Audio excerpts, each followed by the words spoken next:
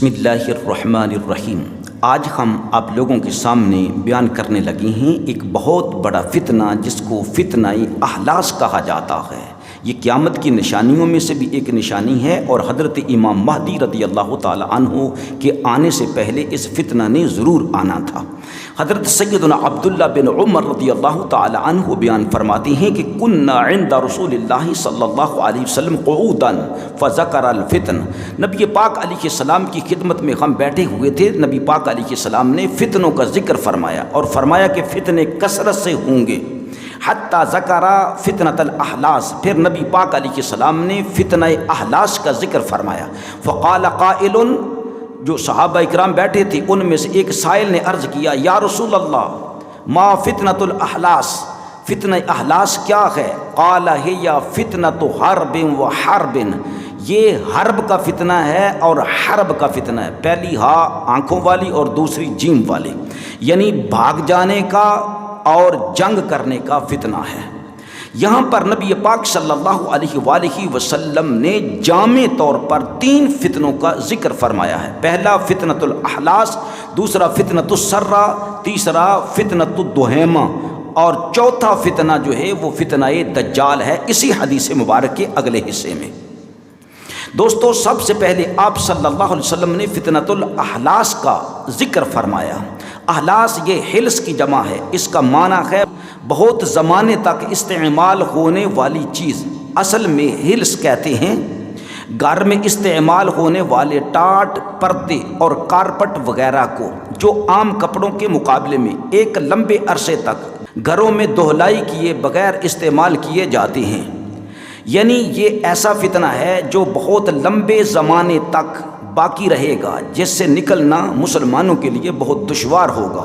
اور حلس کا ایک معنی ہے وہ کپڑا جو اونٹ کے کجاوے میں رکھا جاتا ہے اور بہت دنوں تک یہ استعمال ہوتا ہے، اور جب اس کو نکالا جاتا ہے تو زیادہ دن استعمال ہونے کی وجہ سے اونٹ کی پیٹھ پر اس کے نشانات پڑ جاتے ہیں۔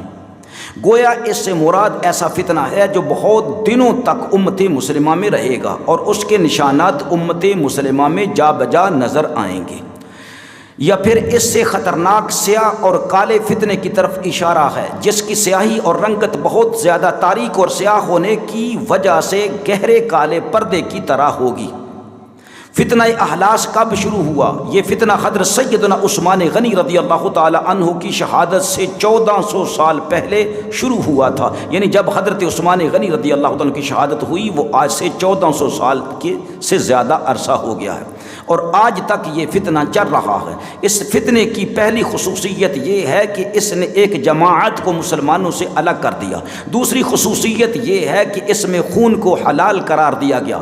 چنانچہ رسول اکرم صلی اللہ تعالی علیہ وآلہ وسلم کا ارشاد گرامی ہے جو ابو نعیم نے کتاب الفتن کے اندر نقل کیا ہے۔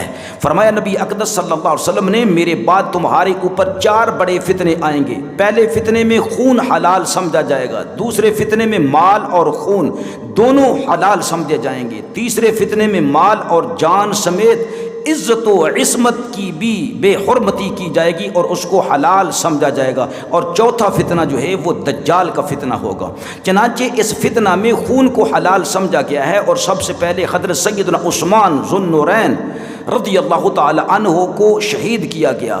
ان سے پہلے حضرت عثمان غنی رضی اللہ تعالی عنہ سے مطالبہ کیا گیا کہ آپ اپنے گورنروں کو ہٹا دیں، پھر بعد میں حضرت عثمان غنی رضی اللہ تعالی عنہ کو شہید کر دیا گیا۔ اس فتنہ احلاس کی ابتدا تو عثمان غنی رضی اللہ تعالی عنہ کی شہادت سے ہوئی، اور اس کے بعد بہت سے صحابہ اکرام رضوان اللہ اجمعین شہید کیے گئے۔ ابتدا میں حضرت عثمان غنی رضی اللہ تعالی عنہ، اس کے بعد حضرت علی المرتضیٰ شیر خدا رضی اللہ تعالی عنہ، حضرت زبیر بن العوام رضی اللہ تعالی عنہ، حضرت طلحہ رضی اللہ تعالی عنہ، حضرت عمار بن یاسر رضی اللہ تعالی عنہ، اور اس طرح سے سینکڑوں صحابہ اکرام رضوان اللہ اجمعین جو ہیں وہ جنگوں میں شہید کیے گئے۔ اس فتنہ میں خون کو حلال سمجھا گیا اور سینکڑوں صحابہ اکرام اور تابعین جنگوں میں شہید کر دیے گئے، لیکن مال حلال نہیں سمجھا گیا تھا۔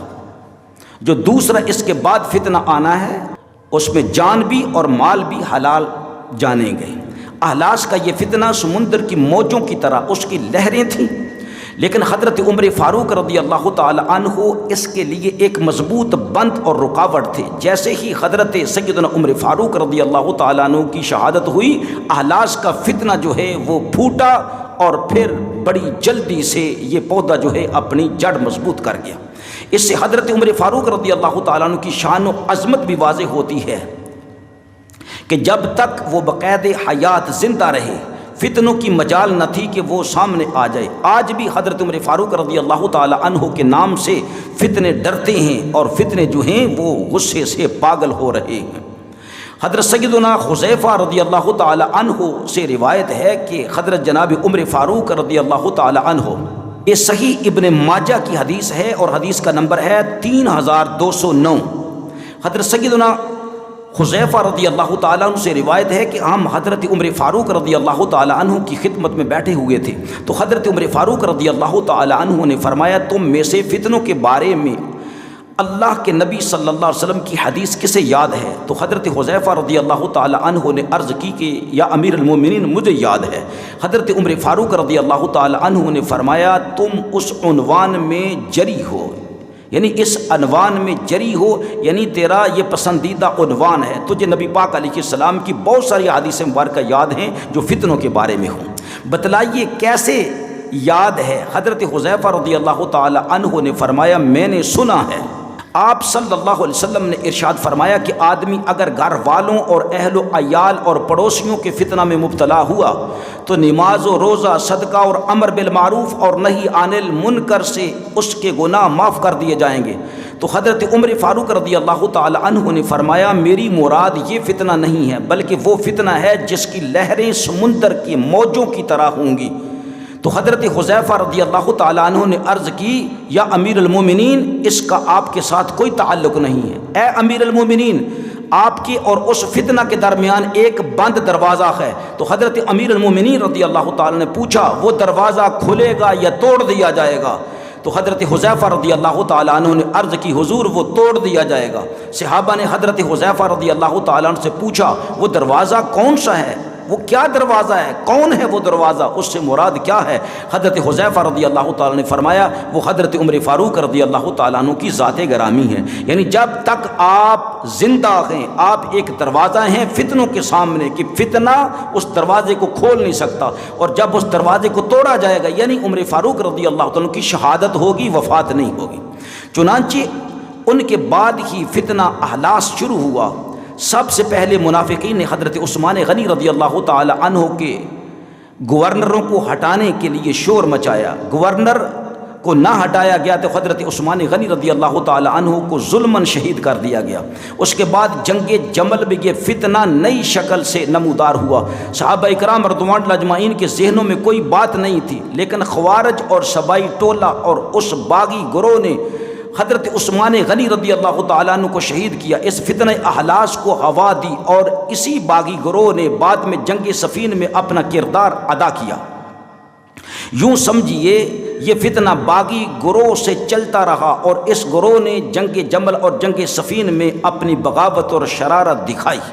جس طرح پہلے حضرت عثمان غنی رضی اللہ تعالی عنہ کو شہید کر دیا گیا، اس کے بعد احلاس کا فتنہ خوارج کی شکل میں نہروان میں نمودار ہوا، اس کی لہر چھانے لگی۔ گویا اگر ہم اس فتنہ کے نتیجہ میں ہونے والی جنگیں شمار کریں تو شمار نہیں ہو سکتی۔